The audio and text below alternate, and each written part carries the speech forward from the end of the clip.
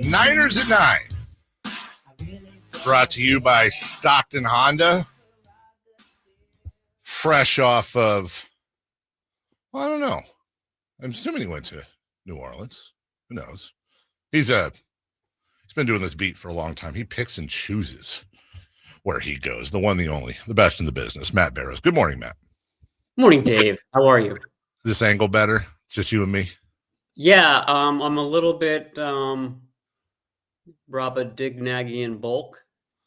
What? You know what that's from? No, I want to learn, though. Gosh, I brought this up without knowing the answer. Some Swift novel where they corner and topple a giant, but he's so big that you can like see into his pores and see all like the sweat coming down. No, Matt, you got good skin, dude. I don't know, and I can see it's a great background. You got the book behind you, Muddy the Water. Look at that. That's fantastic. That's all right. Hey, if we sell a few books, then I'm all for it. For it. Where is it available? Where can I buy one? Anywhere. Okay. All right. Okay. Good. Oh, and it's available on audio too. If you're one of these people that can't read it, but it has to listen to books. Me. Yeah. You seem that way, Dave. I very much. You've known me a long time. Now, are you the voice reading it? I am not the voice reading it. Okay. Thank God. Yeah. I would have read it for you. People want to listen to a audiobook with a nasally, lispy sound. I'm your guy. Well, maybe I'm the king of nasal, but you would have had to have been a murderer. Can you pull that off? No. We were just we literally before you came on, Matt, we're just talking about how my wife and all her friends and everyone I know on her side of the aisle are all into these true crime and then they true crime podcasts. But then as a texter pointed out, I then have to triple check the doors to make sure they're locked every night. And I wonder if there's a connection there. You should get her to read the book. Get her book club to read it. It's got some true crime elements to it for sure. You know what? While we're talking today, I swear to God, I'm gonna order it right now. It's steeped in journalism, so it's all accurate. We talk to experts about all the little nuances of the book. So you, as a lover of journalism, will appreciate that. Can I also add, and I feel bad about this, but also it's kind of your fault. Why have we never talked about this before? Why have we never talked about your book? Well, maybe it's because I haven't had this intense focus and you haven't seen it in the background there. I want to support you in anything you do, pal. I want to be there for you. It's a good book, and it's screaming to be a Netflix series. Oh, a popular fishing captain is murdered on his own trawler, and everyone in Haversport, Massachusetts knows the culprit is a young deckhand. Got to read that right. Named Ben Broom, including Detective Lillian Grimes. But Ben has discovered the perfect hiding place as a reporter writing for the Tiny Coastal Packet, a newspaper in South Carolina. Matt, this is new. This is 2025. My goodness. Oh, yeah, it came out in January. Wow. 8 hours, 24 minutes. That's an easy read. That's a drive to LA and back. Okay. All right. I'm on Amazon right now. I'm hitting this up. You know what, Matt? I'm even going to splurge for the hardcover. Oh, wow. Steal it twice the price. And then next time I see you, which would be the first time in 14 years, I'm going to ask you to sign it. To Dave. Thanks for reading. Thanks for being a champion of journalism. No, the best one would be to Dave and then start writing a sentence and trail off like you're choking as I'm choking. Oh, that was weird. Yeah, that's comeuppance. That is comeuppance. Let me see. A segue would be the Saints got their comeuppance on Sunday. Hello. Did you make that trip, by the way? I honestly. I tried to make the trip. I tried to. Yeah, Delta prevented me from making the trip. Really? Had a mechanical, and the flight got canceled, and the next flight was out at like 6:45 in the morning, and I wouldn't have made it. Yeah, I love New Orleans, so I would be really upset about that. But you know, when When an airline says they have a mechanical issue, I tend to listen. So I'd rather them do that than just try to wing it, no pun intended. But you were able to, I assume, watch on the television in all different ways that you watch. I don't know. I keep thinking of the show MacGyver and how he could make a weapon out of gum and a paper clip. I know it wasn't that much of a crazy thing, but it does seem like they won. But man, there's some smoke and mirrors, it seemed a little bit. Yeah, I mean, one of the interesting aspects was that, they have all these backups including the quarterback, but that backup quarterback also worked with all the other backups throughout the summer. He had a background with Kendrick Bourne back in New England, and he had a background with Luke Farrell, the tight end in Jacksonville. So in a way, it kind of worked out a little bit. They weren't perfect strangers coming together. They've been working together throughout the spring and the summer, and I felt like you saw that certainly on that 2-minute drive to end the first half. I thought that was sort of the big drive, the big point of the game. You wouldn't think that sort of a pulled together unit like the 49ers offense was on Sunday could orchestrate it as well as they did, but it was a very smartly run 2-minute drive, ends with that Christian McCaffrey touchdown. They would have loved to have started the third quarter with another TD or another score. That didn't happen. In fact, that's what allowed the Saints to get back into the game. But I just thought that it was a symbolic of what you're describing, a MacGyver-like way to put everything together and make it work. So the Mac Jones thing, and again, I'm not speaking. You're the journalist. I'm the Niner honk, and I love Brock Purdy, and I went through the couple of years of system quarterbacking. I want Mac Jones to be amazing. I also know that a natural side effect of Mac Jones being amazing, if that's what happens while Brock's out, will be system quarterback. Put Mac Jones in there and make it happen. Mac Jones, 26 of 39, 3 touchdowns, no picks. I think is about as good, not that he was perfect, but as good as you could hope for him getting the fill in. But what were the differences, if you saw, between Mac Jones and if Purdy'd been in that game, do you think? I mean, one obvious one is that Purdy's really good on the hoof. He's not only quick, but he can accelerate and get out of trouble very easily. And Jones is a pocket passer. I do think that he had a scramble. I forget what the yardage was, but that's kind of few and far between for him. 6 rushes for 6 yards, by the way. There you go. There you go. a nice healthy 1 yard average there. Not Lamar Jackson-esque, yeah, to your point. That's an obvious one. I think Purdy gets rid of the ball faster. I think that Jones's arm might be a little bit more powerful, but it's not a huge difference. But the point is that they're very similar, and that's what Kyle Shanahan was looking at back in 2021. Their strengths are, processing, decision making, and accuracy. And I thought that the closers on Sunday were Nick Bosa and Bryce Huff and that defensive line. But I thought that Jones put himself in the position to be the closer. Remember, there were 2 throws to Juwan Jennings late in the game on those 2 last drives. Both hit Jennings in the hand. Both would have been extremely high degree of difficulty catches, but we've seen Juwan Jennings make those catches a lot.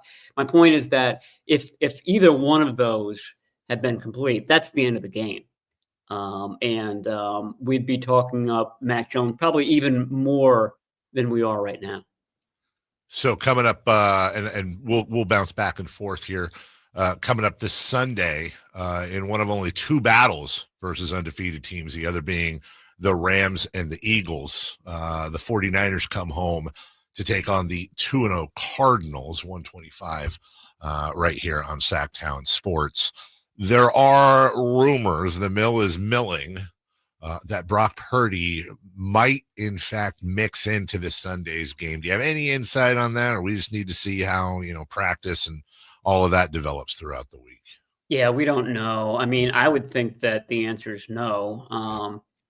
With a injury like turf toe, and it's been described as turf toe like. It's not classic turf toe. Yeah, like Joe But Burrow. it's something that could reoccur, get worse. It's the beginning of the season. You're 2-0. You just watch Mac Jones have a very Brock Purdy-like performance. My sense is that they're not going to rush him back at all, and that it'll be Mac Jones again. That's just my sense. I don't know that, but that's probably what I would do if I was running the team. And you've got Jacksonville at home after the Cardinals, and then you have the big Thursday night game in Los Angeles with the team that everybody thinks the 49ers are going to be battling for the division title. So maybe that's the game that you're aiming for Brock Purdy to be back. Maybe the Jaguars game or the Rams game. Last week, you broke on the show, not that you were reporting the news, but your prediction, which came to fruition about 45 minutes later, that Jake Moody would be released. They signed Eddie Pinheiro, my favorite stat of last week, or one of them, was the fourth most accurate kicker in NFL history, which made me think of, as I said last week, Pedro Serrano in Major League, where he was hitting home runs and the manager said, why isn't he in the league? And then they started throwing him curveballs. I'm thinking, why isn't Eddie Pinheiro in the league? And I couldn't figure it out.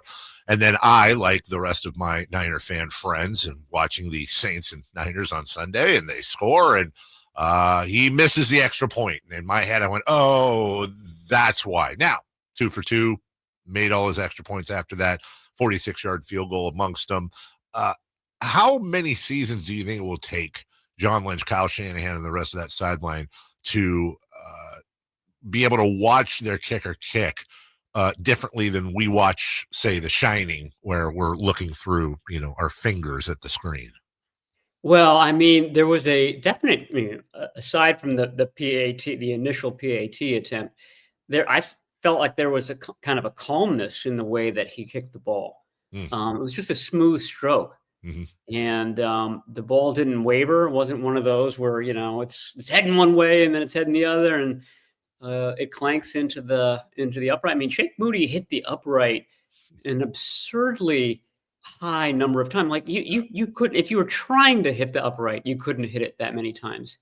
But this was just a very kind of calm, smooth stroke, like a golfer who, like a 3-iron type of situation. Just, you're not looking for power. You're not trying to muscle it. You're just stroking it. And that's what he did. And that average, Dave, was 88.1 to begin the game and is now 88.3. So that's only climbing. So once it gets into the 90s, I think that's when we stop, looking through our laced fingers. Matt Barrows joining us, brought to you by Stockton Honda, Bryce Huff, Upton Stout, and of course Nick Bosa come away with sacks. But a lot of what I'm reading about and seeing, Matt, is Mykel Williams and how he looks on tape and how he has impressed a lot of people around the league thus far. A, do you agree? And B, what is it about Williams that has people, again, if you agree, so impressed? Yeah, I mean, and I thought that Sunday was the first time we've really seen Mykel Williams. I mean, he didn't play in the preseason, had a quiet game in Seattle. This was the game where people were like, oh, okay, that's why they drafted this guy in the first round. And he's just sort of a bully on the edge. So many teams are running that outside zone now that the 49ers run. And what you need to stop it is somebody on the edge who's going to kind of shove his opponent, whether it's a tackle or a tight end, deep into the backfield and just kind of disrupt that play, clog the running lanes. And he does that. And there were a couple of times where the Saints put a tight end on him. And that is, I mean, it's almost like he finds that insulting. Like, how dare you put a tight end on me? And that tight end was very, very quickly going backwards. every time that happens. So he's the opposite of Bryce Huff. Bryce Huff is, fire off the snap, dip your shoulder, and get to the quarterback like he showed on that game-ending sack. Mykel Williams is bull rush your opponent, collapse the pocket, and other guys benefit. I mean, Nick Bosa benefited from that on his sack, a big sack in the second half, and Mykel Williams was there. I thought it was interesting that the same 4 guys who were on the field at the end of the Seahawks game were on the field at the end of the Saints game, and that's Williams, Bosa, Huff, and then Sam Okwanu was the 4th guy. So they've got this like end of game package that they put out there, and they've delivered. I mean, and that's a are you a Glenn Ross fan? I am. The Alec Baldwin scene where he comes in to the chalkboard, ABC, always be closing. That's right. Always be closing. That's right. That's what those 4 guys do. They are always be closing. First prize, set a steak knife. Second prize, you fired. That's one of the great monologues ever. Mac Jones missed his receiver for one reason or the other 13 times. He was 26 of 39. 5 of those came with Juwan Jennings, who had 5 catches for 89 yards, including the big 42-yard touchdown. Is that just looking into stats a little too much? I saw that as an anomaly, Matt. I don't know what to take from that. Is that them trying to get on the same page with little to no practice time because Mac's not generally with the first team? Obviously, Jennings had a big impact. I thought 5 catches on 10 targets. I'm trying to figure out what, if anything, to pull out of that. I think you nailed it. Little or no practice time. Yeah. Jennings had little or no practice time in the summer. Yeah. I think he was on hand for 4 practices, and then he had the calf/contract issue. And then he came out of the Seahawks game with a shoulder injury and only went through the walkthrough practice on Friday. So there was not a lot of cohesion between Jones and Jennings. And additionally, he has the shoulder injury during the game. He suffers an ankle injury in the third quarter. And like I said, there were some plays at the end, very high degree of difficulty catches, but catches that we've seen Juwan Jennings make time and again. We've seen him make even harder ones, but he wasn't able to haul those in at the end. And I just think that is a result of what I just described, just the accumulation of everything that's gone on over the last 45 days. What, since you mentioned Jennings getting a couple of knocks, what's he looking like for I know it's early in the week, but your speculation on his availability for my speculation is that he finished the game in New Orleans, and that he'll play the game on Sunday on grass, which is probably better for the ankle. But yeah, that's what I see. I mean, it's interesting. This is the last game that they have to play without DeMarcus Robinson. Mm-hmm. Jordan Watkins, their good-looking rookie, is coming back to 100% health. And then one more game after that, the Jaguars game, and Brandon Aiyuk is eligible to come back. So all of a sudden, the 49ers, who had way too few wide receivers just a couple of weeks ago, are soon going to have way too many wide receivers, and someone's going to have to go at some point. So, some of these guys are essentially playing for a roster spot on Sunday. Sure. And I was going to ask you about Brandon Aiyuk. I know he's eligible to come back then. And it seems like John Lynch and Kyle Shanahan tend to be incredibly cagey about Aiyuk, whether on purpose or they just don't know. Are you hearing any updates on his progress at all? Will he be ready to at least ramp up soon? Any updates on Aiyuk from them? Yeah, I do think, again, this is speculation, just what I'm seeing on the practice field, but he's out there all the time. He's not officially practicing, but he's sort of what I would call running shadow routes, during warm-ups, when they do their individual drills. let's say, Ricky Pearsall will run an out. And then the next guy up, Marquez Valdez-Scantling will run an out. Well, 10 feet behind those guys is someone dressed all in black, and he's basically doing the same thing. Not as intense as the guys in uniform, but definitely testing out his knee, and that guy is Brandon Aiyuk, and he's been doing that since training camp. And I remember at the end of last season, they have a basketball hoop in the locker room. Mm-hmm. They're always playing basketball. It's quite annoying for reporters because there are basketballs heading at your head all the time. But one of the guys, shooting jump shots, shooting 3-pointers, and remember, this is December of last year, it was Brandon Aiyuk. Yeah. Post-surgery, jump shots. So, I feel like he's had some degree of confidence in that knee almost since jump, pardon the pun. But I just feel like he's been ahead of schedule, and that means that he's going to come back probably a little bit sooner than everybody thought. Last thing for you, and this is forward. We're now completely in the silly zone. This is a total speculation, but I'm just relying on you being around the club, and your speculation is better than most. It's easy to forget that when Brandon Aiyuk went down, this is coming off the whole mess with the contract. Things did not seem at times kosher between him and the franchise. And honestly, he was on his way to having he was having not a great year. Yardage wise, did not get in the end zone. I think he had the one game, was it in the loss against Arizona, where he was above 100 yards. But other than that, not the greatest. Do you think there's a chance sometimes you see this, Matt, where injury, it's not a good thing, of course, it never is, but maybe we see like a re-energized, like the hills are alive with the sound of football style Brandon Aiyuk when he returns, the old Brandon Aiyuk? I do. We saw that with Nick Bosa. Yeah. There's his ACL in 2020. And then doesn't really take part in the spring and the summer the next year, and comes out and has a really good 2021.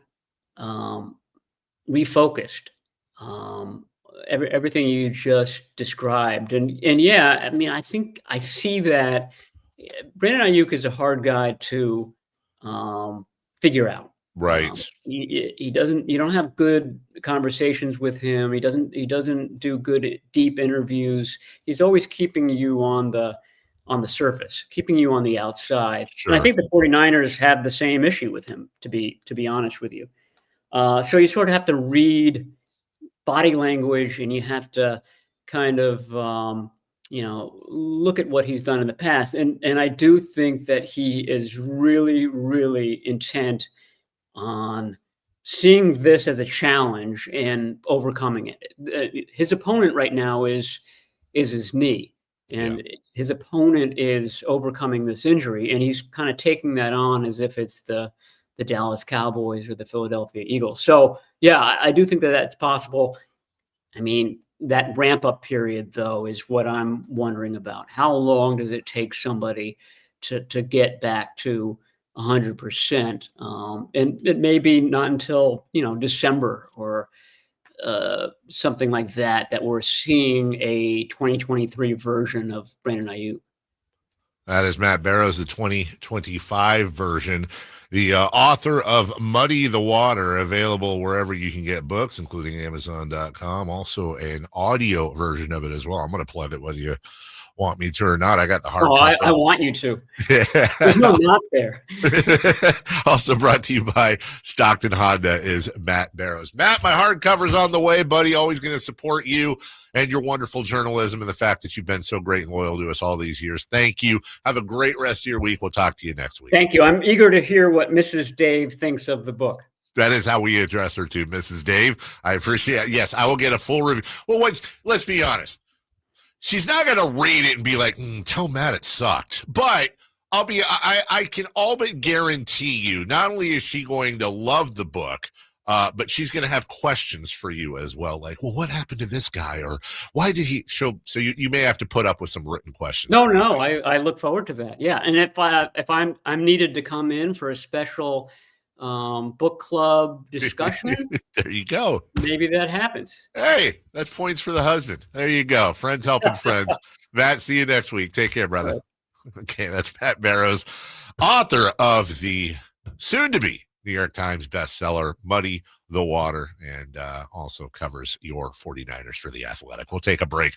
When we come back, What's on Deck, brought to you by Trex Decking and Railing, and we'll also see how Mike Bibby did on his Celebrity Pick 6. All coming up right after this.